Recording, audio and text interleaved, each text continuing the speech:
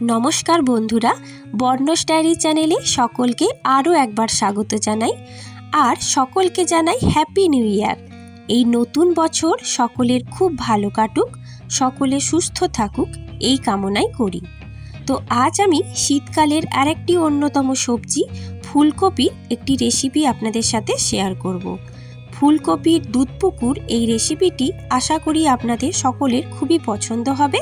আর এটি সম্পূর্ণ নিরামিষ একটি রেসিপি, যে কোনো পুজো পার্বণে অনুষ্ঠানে বা বাড়িতে কোনো অতিথি এলে বানানো যেতে পারে। তো তাহলে চলুন শুরু করা যাক এই রেসিপি। তো প্রথমেই দেখুন আমি ফুলকপিগুলোকে এই ফুলগুলোকে ছাড়িয়ে নিয়েছি, বড় বড় টুকরো করে ছাড়িয়ে খুব ভালো করে ধুয়ে নিয়েছি। অবশ্যই আপনারা কিন্তু ভালো করে ধুয়ে নেবেন, অনেক সময় পোকাও থাকতে পারে, সেই কারণে এগুলো খুব ভালো করে ধুয়ে আমি এবারে নুন আর হলুদ এগুলোকে মাখিয়ে নেব। তো যেহেতু শীতকালের ফুলকপি এগুলোকে আলাদা করে আর ভাপিয়ে জল ফেলার দরকার হয় না। তো দেখুন এইভাবে আমি এগুলোকে ভালো করে ঝাঁকিয়ে ঝাঁকিয়ে নুন হলুদটা খুব ভালো করে মাখিয়ে নেব। নুন হলুদ আমার ভালো করে মাখানো হয়ে গেছে। এবারে এটাকে 15 মিনিটের জন্য রেখে দিতে হবে। এরপরে দেখুন আর একটি প্যান বসিয়ে নিলাম, এর মধ্যে আমি 1 চামচ মতো তেল দিলাম, সাদা তেলই ব্যবহার করেছি আমি।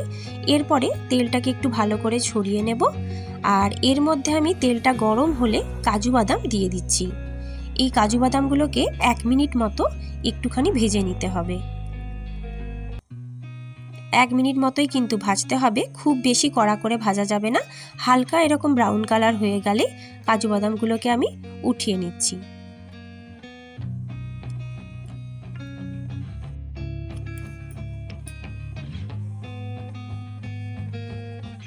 দেখুন আমার কাজু বাদামগুলো ঠিক এই রকমভাবে ভাজা হয়ে গেল। এরপরে যে তেলটা আছে সেই তেলের মধ্যে কিন্তু আমি ওই নুন হলুদ মাখিয়ে রাখা ফুলকপিগুলোকে দিয়ে দেব। তো এখানে কিন্তু আমি আর এক্সট্রা করে কোনো তেল অ্যাড করিনি, ওই তেলের মধ্যেই আমি এবারে হালকা করে এই ফুলকপিগুলোকে ভেজে নেব।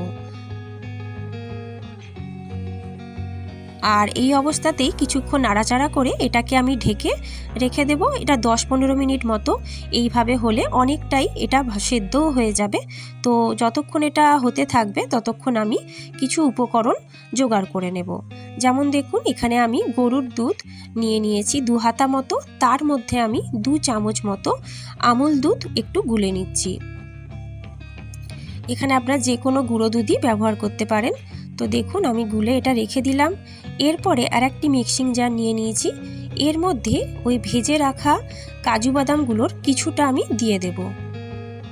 এখানে কিন্তু সবটা আমি দেব না, কিছুটা রেখে তুলে রাখলাম আর কিছুটা দিলাম। আর দেখুন 2 চামচ মতো চার মগজ দিলাম। আর আমি এখানে গোলাপের পাপড়ি ইউজ করছি। তো এটা পুরোপুরি অপশনাল, আপনাদের মনে হলে এটা দেওয়ারও দরকার নেই। আর সেরকম হলে আপনারা কিন্তু একটু গোলাপ জল এখানে অ্যাড করতে পারেন, তাতে করে স্মেলটা খুব ভালো যায়। তো দেখুন খুব সুন্দর একটা কালার এসছে। তো এইভাবে আমার এইটা পেস্টটা রেডি হয়ে গেছে। তো এখানে কাজু বাদাম, চারমগজ আর গোলাপের পাপড়ি দিয়ে এই পেস্ট আমি রেডি করে নিয়েছি। আর এদিকে দেখুন ফুলকপিগুলো আমার খুব ভালোভাবে সেদ্ধ হয়ে, এখানে কিন্তু ঢাকা খুলে মাঝে 1-2 বার ফুলকপিগুলোকে নাড়িয়ে নিতে হবে। তো ফুলকপির এই ভাজা ভাজা যেই হয়ে গেছে, এবারে এগুলোকেও আমি তুলে রেখে দেব। তো দেখুন একটি পাত্রের মধ্যে আমি ফুলকপিগুলোকে তুলে নিচ্ছি। তো এটা আমার 10 মিনিট মতো আমার লেগেছে। আমি মিডিয়াম করে রেখেছিলাম আঁচটা, তারই মধ্যে আমি সমস্ত উপকরণগুলো জোগাড় করে নিয়েছি। আর এদিকে আমার এগুলো খুব ভালোভাবে হয়ে গেল। তো এরপর দেখুন আমি এখানে 1 টেবিল চামচ মতো সাদা তেল দিলাম আর 1 টেবিল চামচ এখানে ঘি দিলাম। এরপর তেলটা গরম হলে এর মধ্যে আমি 1 টেবিল চামচ আদা বাটা দিয়ে দেব। এরপরে দেখুন আদা বাটাটা আমি একটু ভাজা ভাজা করে নেব, যতক্ষণ আদার গন্ধটা না চলে যায়। আদাগুলো ভাজা হয়ে গেলে এরপরে আমি যে পেস্ট বানিয়ে রেখেছিলাম সেই পেস্টটা আমি দিয়ে দিচ্ছি। চারমগজ, কাজু আর গোলাপের এই পেস্ট আমি এখানে দিয়ে দিলাম। তো দেখুন আর মিক্সিতে আমি এখানে কোনো রকমের জল আমি ব্যবহার করব না, মিক্সির মধ্যে ওই 1 হাতা দুধ দিয়ে আমি ভালো করে ধুয়ে এটা আবার দিয়ে দিচ্ছি। তো এইভাবে এখানে কোনো রকম জল ব্যবহার করা যাবে না, করলে আপনারা করতেই পারেন, কোনো অসুবিধা নেই। আসলে এখানে পুরোটাই দুধ ব্যবহার করেছি, এর ফলে টেস্টটা বেশ অন্যরকমই খেতে লেগেছে। আর এই কারণে রেসিপিটার নামই হলো ফুলকপি দুধ পুকুর। তো দেখুন এভাবে এই পেস্টটাকে খুব ভালোভাবে অনবরত কষে নিতে হবে। এরকম নাড়াচাড়া করে কষে নেব, যেহেতু চারমগজ আছে হালকা কাঁচা গন্ধটা চলে যাওয়া পর্যন্ত। এরপর এখানে আমি আরেকটু দুধ অ্যাড করে এটাকে আরও কিছুক্ষণ ধরে নাড়াচাড়া করে নেব। এরপরে যে কাজু বাদামগুলো আমি কিছুটা সরিয়ে রেখেছিলাম সেগুলো এর মধ্যে অ্যাড করলাম।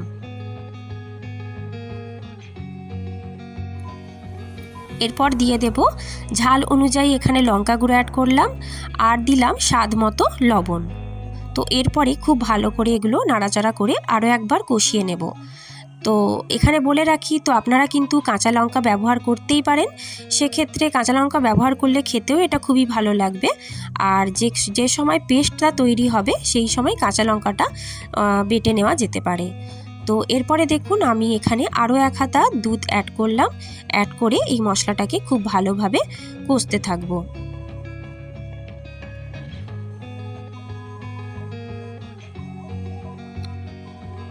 তো এটা সম্পূর্ণ নিরামিষ একটি রেসিপি, তো দেখবেন এটা খুবই ভালোও লাগবে খেতে। তো এখানে আমি আবার স্বাদ মতো একটু চিনি দিলাম। তো চিনিটা দিলে খুবই খেতে ভালো লাগে, কারণ এটা লুচি পরোটার সাথে পরিবেশন করলে খুব ভালো লাগে। ফুলকপি দুধ পুকুর রেসিপি, তো সেক্ষেত্রে একটু চিনি অ্যাড করলে মিষ্টি মিষ্টি লাগবে, ভালো লাগবে খেতে। তো যাদের মনে হবে তারা কিন্তু ব্যবহার নাও করতে পারেন। তো এরপরে দেখুন আমি ফুলকপিগুলোকে এখানে দিয়ে দিচ্ছি। এরপরে খুব ভালো করে এই মশলার সাথে এটাকে মাখিয়ে নেব। তবে এটা খুব হালকা হাতে মেশাতে হবে, কারণ ফুলকপিগুলো যেহেতু একটু সেদ্ধ হয়েই আছে সেই কারণে ভেঙে যাওয়ার সম্ভাবনা থাকতে পারে, তাই হালকা হাতে এটাকে মিশিয়ে নিতে হবে। আর তারপরে এখানে আমি কিছুটা দুধও অ্যাড করলাম। তো এই দুধটা আপনারা আপনাদের সুবিধা মতো অ্যাড করবেন, যেমন গ্রেভি রাখবেন সেই রকমভাবে এটাকে অ্যাড করতে হবে। যদি শুকনো শুকনো খেতে চান তো সেখানে একটুখানি দুধ অ্যাড করলেই হবে। তো এখানে আমি কিছুটা গ্রেভি রাখবো, সেই কারণে এখানে আমি একটু বেশি পরিমাণেই কিন্তু দুধটা অ্যাড করেছি। তো দেখুন এইভাবে দুধটা অ্যাড করে এটাকে খুব ভালোভাবে মিশিয়ে নিয়ে এটাকে আমি আরও কিছুক্ষণ মিডিয়াম আঁচে হতে দেব। তো এই যে ঢাকা দিয়ে দিলাম, এরপর আমি এটাকে আরও 10 মিনিট লো টু মিডিয়াম করে এটাকে হতে দেব। 10 মিনিট পরে দেখুন রান্নাটা কিন্তু খুব ভালোভাবে হয়ে গেছে। এখানে ফুলকপি যেটুকু সেদ্ধ হতে বাকি ছিল সেটাও কিন্তু খুব ভালোভাবে সেদ্ধ হয়ে গেছে। আর এখানে আমি এরকমই জুস এর মধ্যে রাখবো, কারণ এটা কিছুক্ষণ রেখে দিলে এই জলটা কিন্তু এক্সট্রা দুধটা কিন্তু টেনে যাবে।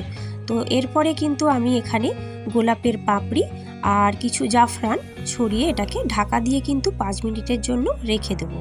তো এখানে আমি গ্যাসটা কিন্তু অফ করে দিয়েছি। এরপরেই কিন্তু এই গোলাপের পাপড়ি আর জাফরানটা ছড়িয়ে দিচ্ছি। আর এই রকম অবস্থায় ঢাকা দিয়ে আমি 5 মিনিট রাখবো। তারপরে গরম গরম লুচি পরোটার সাথে এই তরকারিটা আমি কিন্তু সার্ভ করে দেব। তো এটা কিন্তু খেতে অপূর্ব হয়, আপনারা অবশ্যই বাড়িতে একবার ট্রাই করতে পারেন। আর যদি ভালো লাগে আজকের রেসিপি তাহলে কিন্তু লাইক শেয়ার কমেন্ট করবেন, আর চ্যানেলটি সাবস্ক্রাইব করবার অনুরোধ রইল। ধন্যবাদ।